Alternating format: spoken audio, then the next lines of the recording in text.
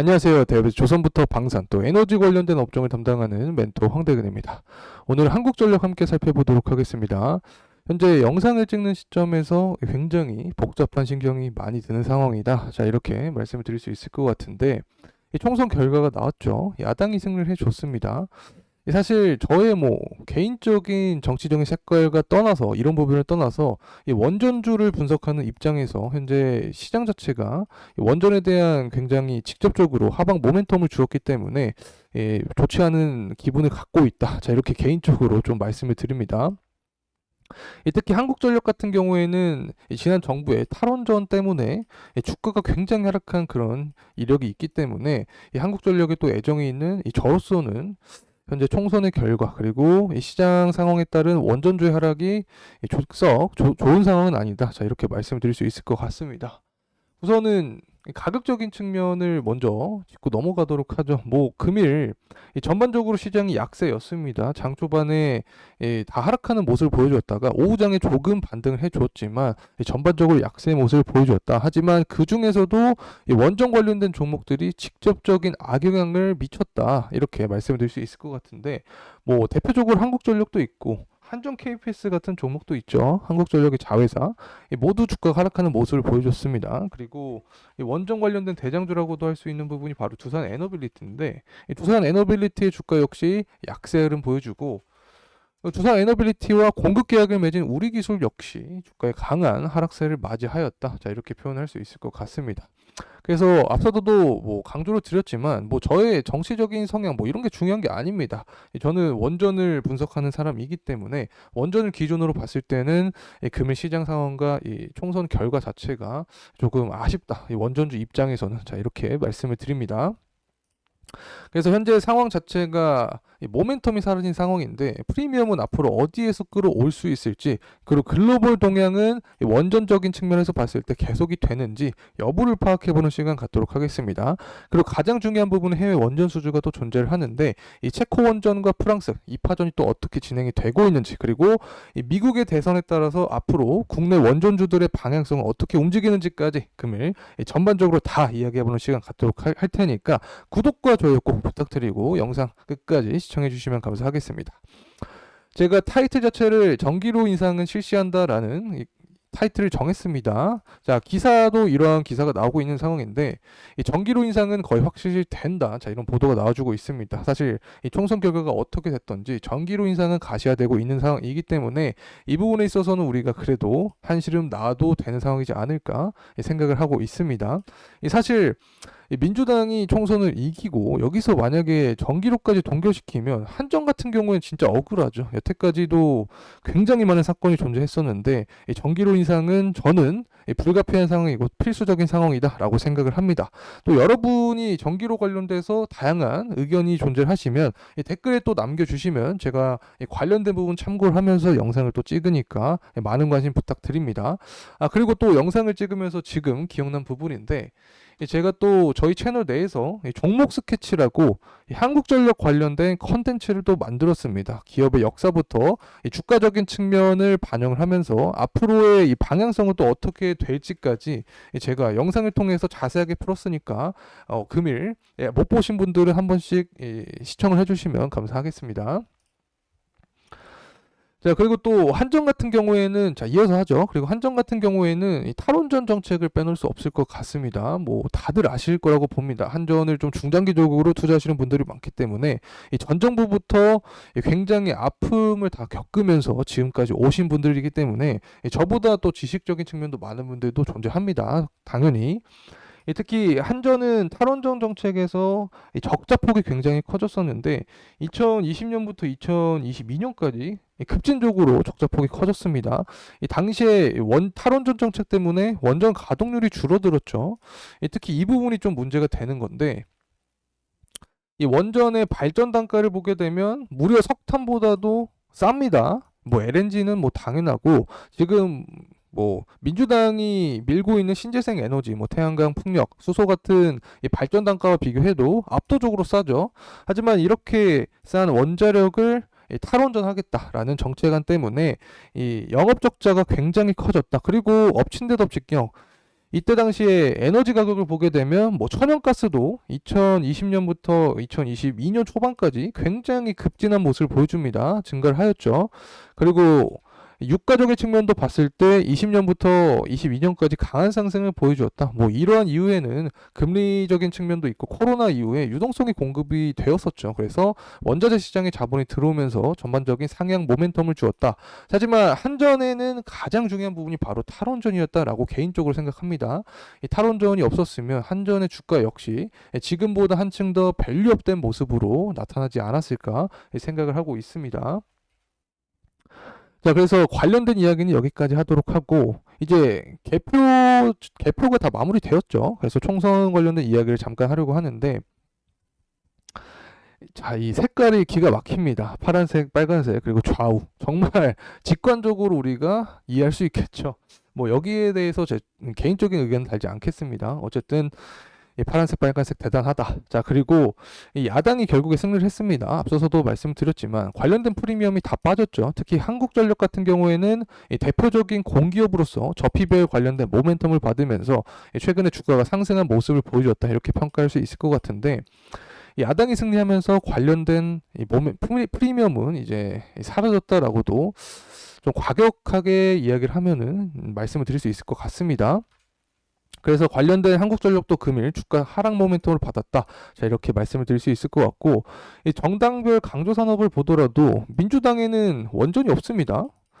참 신기한 게 이 반도체부터 2차 전지, 그리고 자동차 산업, 뭐 전기차, 이 전기차나 AI가 증가하면 증가할수록 전력에 대한 수요는 증가할 수밖에 없습니다. 그리고 발전 단가가 싸고 가장 효율적인 이 전력이 뭡니까? 바로 원전인데, 이 원전에 대한 정책안을 펼치지 않는 게 저는 좀 의아합니다. 솔직히. 어쨌든 야당이 이겼기 때문에 이 원전 모멘텀 그리고 관련된 프리미엄은 빠질 수밖에 없는 상황이다. 이 부분이 금일 주가랑 모멘텀으로 작용을 했다. 이렇게 말씀드릴 수 있을 것 같고, 또 금융투자소득세는 원전뿐만 아니라 대부분 주식을 투자하시는 분들께서는 민감 이슈다고 생각을 합니다. 그래서 이 부분이 부정적이다라는 부분은 대부분 아시고 계시겠지만 제가 대표적인 사례를 가져왔습니다. 우선은 대만의 시장을 보게 되면 이 타이완 증시가 굉장히 하락한 모습을 보여줬습니다. 이때 당시에 이 금융투자소득세 도입을 했는데 금투세를 도입한 이후에 시장 자체가 하락한 모습을 보여주었다. 이 타이완 지수뿐만 아니라 일본 지수도 마찬가지입니다. 일본 지수도 1990년대 대략적으로 90년대부터 2000년대 초반까지 계속 하락하는 모습을 보여줬는데 모두 금투세가 반영이 되면서 이 시장 전반적인 하락 모멘텀을 주었다라고 설명을 할 수 있을 것 같습니다. 그래서 뭐 원전뿐만 아니라 시장 전반적인 약세, 하지만 그 중에서도 가장 정부 정책성 이 특징을 갖고 있는 이 원전 종목들이 금일 하락 모멘텀을 강하게 맞았다. 자, 이렇게 말씀을 드릴 수 있을 것 같고, 이 부분 또 설명을 드렸었죠. 앞서서 뭐 강조상으로 봤을 때 민주당은 뭐 신재생 에너지다. 그래서 RE100에서 원전을 배제한다라는 이야기가 나와주고 있습니다. 하지만 제가 또 이해가 안 된다고 했죠. 뭐 AI부터 반도체, 2차 전지 다 강조하면서 이 가장 이 산업의 근간이 되는 이 전력, 그 중에서도 핵심이 원전을 이 정책적인 부분에 포함하지 않은 게 저는 좀 의아합니다. 아직까지도 영상을 찍는 이 시점 자체에서도. 하지만 제가 또 어떤 말씀을 드렸냐면 이 글로벌적인 동향을 봤을 때 아직까지 원전을 계속해서 강조하고 있기 때문에 이 야당이나 여당이나 어느 측면 상관없이 결국에 세계 질서를 따라가야 됩니다. 그래서 중장기적인 모멘텀을 봤을 때는 향후 주가 상승 폭은 더 남아있다라고 생각을 하고 있습니다. 그래서 제가 데이터 센터 전력 수요량을 가져왔습니다. 뭐 2024년이니까 2024년부터 2030년까지만 수치를 보더라도 이 최대 수요 전망은 가파르게 굉장히 상승하죠. 뭐 기존 예측치랑 최소 수요 전망도 모두 가파르게 상승하는 모습을 보여줍니다. 특히 이 원전이 최근에 또 뜨거웠던 이유 자체가 전 세계 각국이 기후 변화를 늦추기 위해 노력을 하면서 전력 사용량이 늘어날 수밖에 없는 상황이었죠. 또 여기에 더해서 이 AI 모델을 실행하기 위해 필요한 이 데이터 센터, 이 전력 수요 증가의 주요 원인입니다. 그래서 이 전반적으로 향후 중장기적인 산업 패러다임을 봤을 때 원전을 빼놓을 수 없다. 자, 이렇게 말씀을 드립니다. 말씀을 드립니다. 그리고 또 여러분이 가장 궁금해하셨던 사항 중에 하나가 바로 이 원전이 과연 친환경이냐 아니냐. 뭐 제가 저는 물론 원전을 분석을 하고 여러 가지 뭐 우리기술이나 한국전력 또 두산 에너빌리티, 오르비텍 같은 원전 관련된 종목을 분석을 할 때 원전이 친환경 에너지원이다라고 설명을 드렸는데 이 당시의 댓글이 뭐 어떻게 원전이 친환경 에너지원이냐 이런 댓글이 많이 달렸습니다. 하지만 이 부분이 이제 결과를 통해서 증명이 되고 있다. 자, 이렇게 표현을 드릴 수 있을 것 같은데 우선은 오른쪽 기사 자체는 제가 오래전부터 말씀을 드렸었죠. 이 국제에너지기구 이 협의에서 에너지 장관들이 원전의 잠재력을 인정을 했다. 그래서 이 무탄소 기술을 확대할 때 가장 필요한 핵심 원력이다. 자, 이렇게 설명을 드렸었고 이에 따라서 조금씩 청정 에너지원으로 이 변화가 되고 있다라고 설명을 드렸는데 이 결과값 자체가 탈원전 폐기한 이후에 온실가스가 4.8%가 줄었습니다. 관련된 표를 보면서 확인을 해보죠. 이 산업 부분의 온실가스 배출량을 가져온 건데 2021년부터 2022년까지 2023년까지 계속해서 하락하는 모습을 보여주고 있죠. 이 부분은 사실 원전 가동률이 증가를 해서 그렇습니다.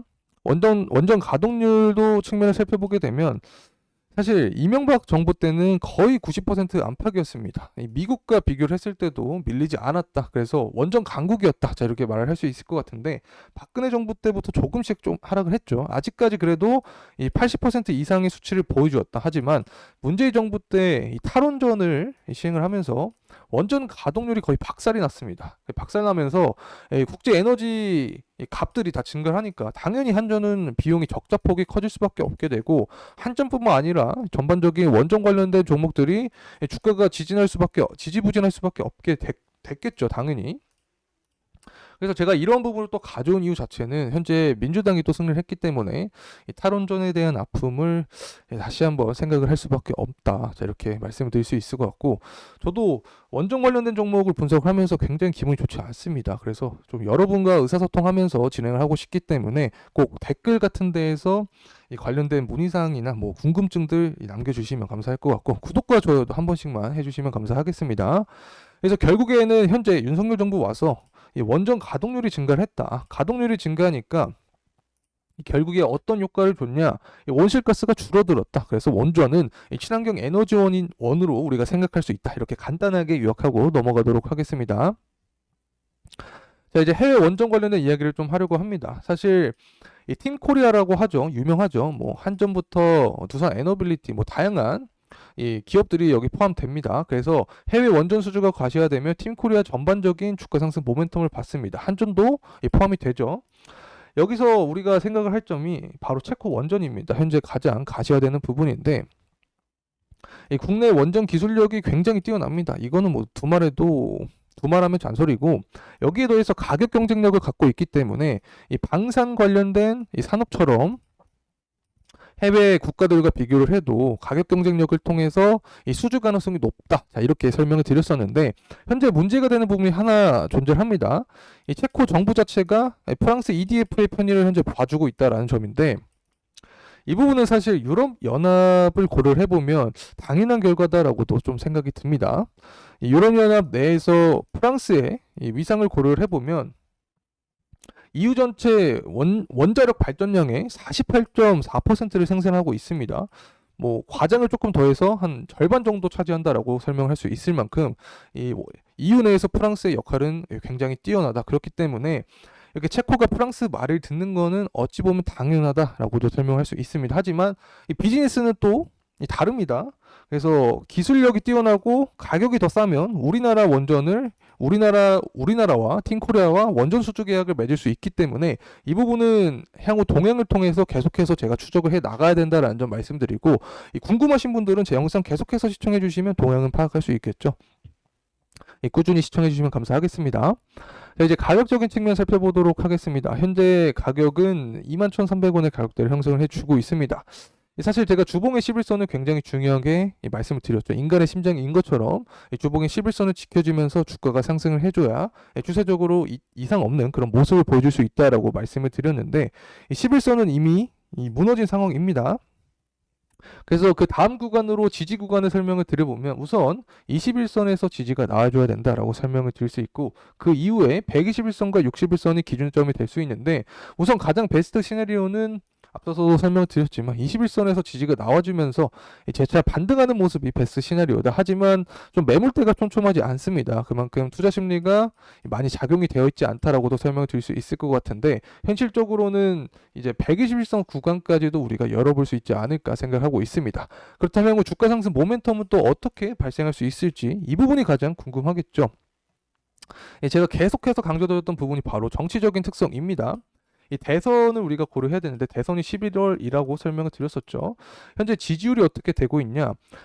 사실 트럼프가 더 우세였습니다. 하지만 최근 들어서 바이든이 또 앞선 모습을 보여주고 있는데, 이 4%가량 트럼프를 제쳤다라는 소리가 나오고 있습니다. 그만큼 지지율 싸움이 박빙이다라고 우리가 해석을 할 수 있고, 이렇게 지지율 싸움이 박빙인 상황에서는 바로 이 7월, 8월 이 전당대회를 앞두고 이 정책안에 대한 부분을 강조할 확률이 높습니다. 양측 다. 그래서 이 공화당이나 민주당 모두 공통 정책안이 바로 원전입니다. 그래서 원전에 대한 이런 기사가 계속해서 나오게 된다라고 하면 당연히 국내 원전주들도 그와 관련된 수혜를 받으면서 주가 상승 모멘텀을 받을 수밖에 없게 되는 거죠. 그래서 앞으로 향후 전당대회까지 이런 기사가 나올 수 있는지, 이 부분이 가시화됐는지 포인트를 잡으면서 투자를 하면 도움이 되지 않을까 생각합니다. 자, 이상으로 우리 기술에 대한 영상 마무리하도록 하겠습니다. 금일 시간이 도움이 되셨다면 구독과 좋아요 한 번씩만 부탁드리겠습니다. 끝까지 시청해주신 모든 분들께 진심으로 감사의 말씀 드립니다. 감사합니다.